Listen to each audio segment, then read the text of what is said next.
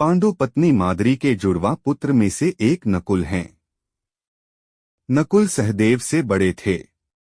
दोनों को ही अश्विनी कुमारों के औरस और पांडु के क्षेत्रज पुत्र कहते थे। मद्रदेश के राजा शल्य नकुल सहदेव के सगे मामा थे।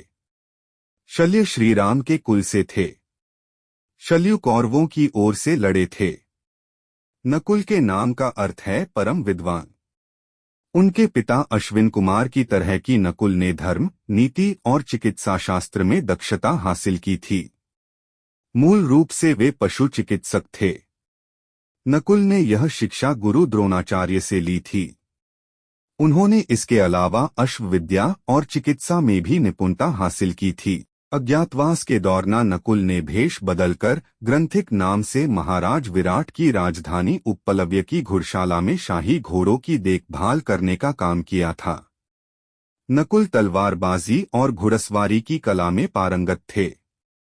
माना जाता है कि वह वर्षा में बिना जल को छुए घुड़सवारी कर सकते थे। माना जाता है कि वे चंद्रवंशी होकर यदुकुल के थे। उनका द्रौपदी से विवाह हुआ था। द्रौपदी से उनके शतानीक नाम का एक पुत्र भी हुआ। इसके अलावा उनकी एक और पत्नी थी, जिसका नाम करेणुमति था, जिससे उनको निर्मित्र नाम के पुत्र की प्राप्ति हुई। करेणुमति चेदिराज की राजकुमारी थीं।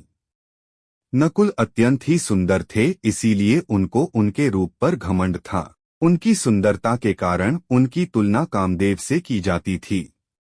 इस घमंड के कारण ही स्वर्ग जाते समय मार्ग में ही उनकी मृत्यु हो गई। पांडु पत्नी माद्री के जुड़वा पुत्र में से एक सहदेव हैं। इनके भाई का नाम नकुल है।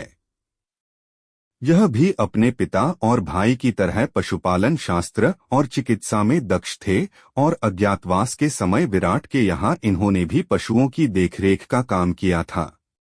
ये गाय चराने का कार्य भी करते थे। महाभारत युद्ध में सहदेव के अश्व के रथ के अश्व तितर के रंग के थे और उनके रथ पर हंस का ध्वज लहराता था। माना जाता है कि मृत्यु के समय उनकी उम्र 105 वर्ष की थी। सहदेव अच्छे रथ योद्धा माने जाते हैं। सहदेव ने द्रोणाचार्य से ही धर्म, शास्त्र, चिकित्सा के अलावा ज्योतिष विद्या सीखी थी। सहदेव भविष्य में होने वाली हर घटना को पहले से ही जान लेते थे। वे जानते थे कि महाभारत होने वाली है और कौन किसको मारेगा और कौन विजयी होगा। लेकिन भगवान कृष्ण ने उसे शाप दिया था कि अगर वह इस बारे में लोगों को बताएगा तो उसकी मृत्यु हो जाएगी। सहदेव की कुल 4 पत्नियां थीं, द्रौपदी, विजया, भानुमति और जरासंध की कन्या।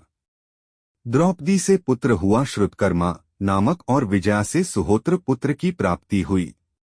इसके अलावा इनके 2 पुत्र और थे, जिसमें से एक का नाम सोमक था।